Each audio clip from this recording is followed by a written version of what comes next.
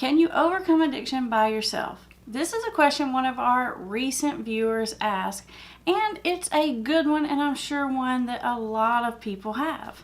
Which is why I'm going to tell you the answer to that question in this video.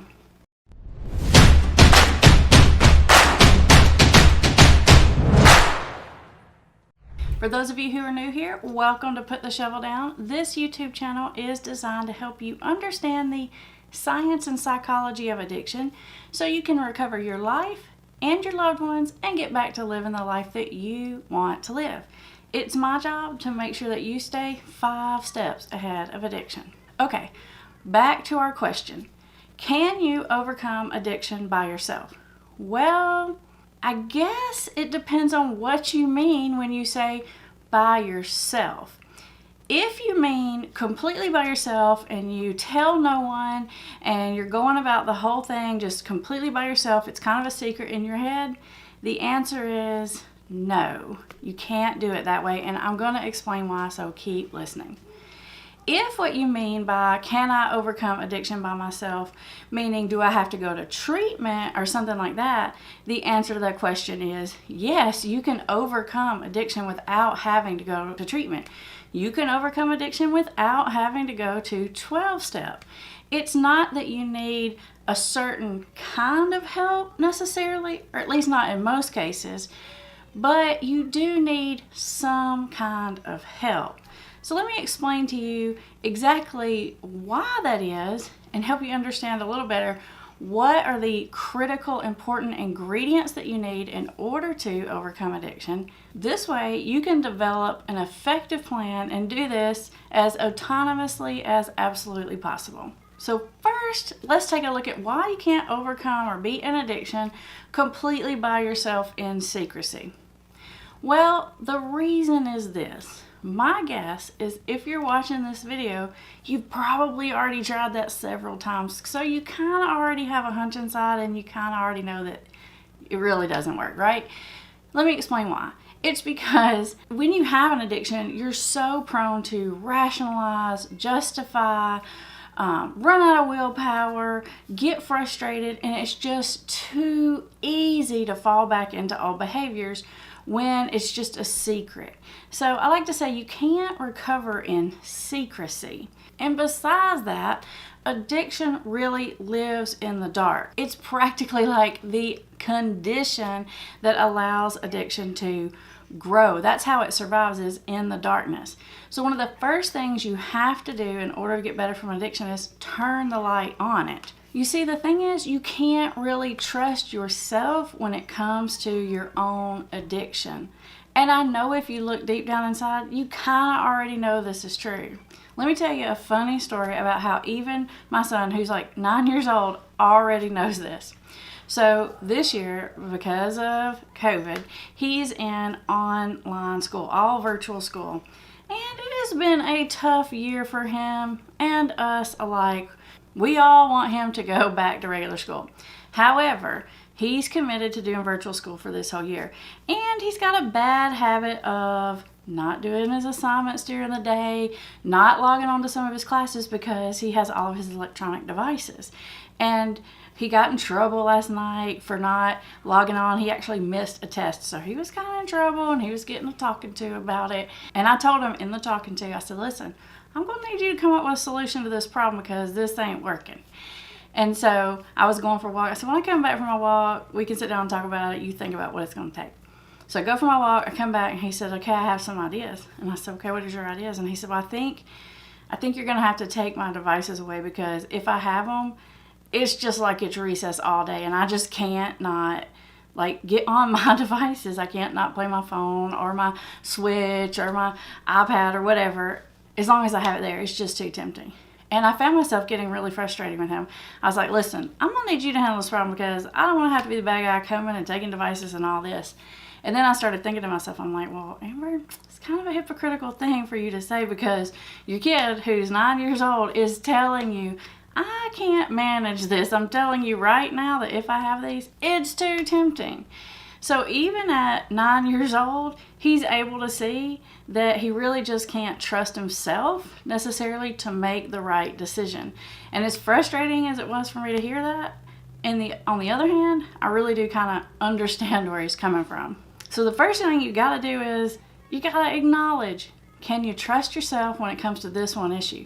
You might can trust yourself when it comes to every other issue out there, but not this one issue. And because of that, you're going to need some other kinds of supports, and we'll get to those supports in just a minute. Now, another reason why your recovery process needs to be somewhat out in the open is because not only does addiction live in the darkness, but so does shame and guilt and anxiety and depression and all those really uncomfortable emotions. They live in the darkness too. And as long as you're holding all these secrets inside, then what you're doing is you're almost like subconsciously pushing other people away from you, and it's hard for you to really connect with other people, for you to really accept positive encouragement, any kind of good news, because deep down inside you feel like they don't really know the real you. And so even if they're trying to be positive or loving towards you, it's hard to really let that in because you have this whole giant wall of shame inside. And you see, the antidote to addiction is connection. And so if you've got all this stuff in here blocking your ability to connect, then you're blocking your ability to recover. So you need to turn the light on all those big, hairy, ugly monster secrets you got deep down in the closet. And once you do that, you're going to feel so much freer. So you're going to have such a better ability to connect with other people. I'm telling you, you're going to feel 100 pounds lighter. Okay, so now that you understand why you can't do it completely in secrecy, let's talk about the pieces that you do need in order to put together some kind of recovery plan. You don't have to go to treatment, like I said before. You don't have to go to 12-step, but I do suggest that you get a plan of some sort. Maybe that's through your church. Maybe that's through Smart Recovery. Maybe that's through an online program. Maybe that's just from seeing a counselor who understands about addiction, or getting a recovery coach or a peer support specialist. There's 100 ways and types of support you can get. It doesn't have to look any particular way. Now, I will say that if you are physically dependent on the substance, especially if that substance is alcohol or some kind of like benzodiazepine or something like that, then you may very well need some medical assistance to detox, or maybe even opiates or something like that. You need some medical assistance. But even that doesn't necessarily always mean that you have to go to inpatient. I just wanted to throw that in there though, because I don't want to skip that part, because it's a pretty important part, and some kinds of withdrawal can be dangerous, especially alcohol and benzodiazepine. So if you're trying to stop those substances, make sure you check with your physician to make sure that you're physically okay to do that. All right, so back to the main topic. You've got to have a plan of some sort, and you need to put those resources strategically in place. One of the things that you need from those resources is you need to have a really good understanding of addiction. Now, if you're watching these videos, you may already have a really good understanding of addiction, because that's what we do right here on this channel. Hey, if this video or any of my videos have given you any kind of help or value, give us a like. It helps us to spread recovery. Okay, so you need a plan. That plan needs to help you understand exactly what you're dealing with. It's kind of like know thy enemy. That's the only way you're ever going to get 5 steps ahead of it, is to really understand what you're dealing with.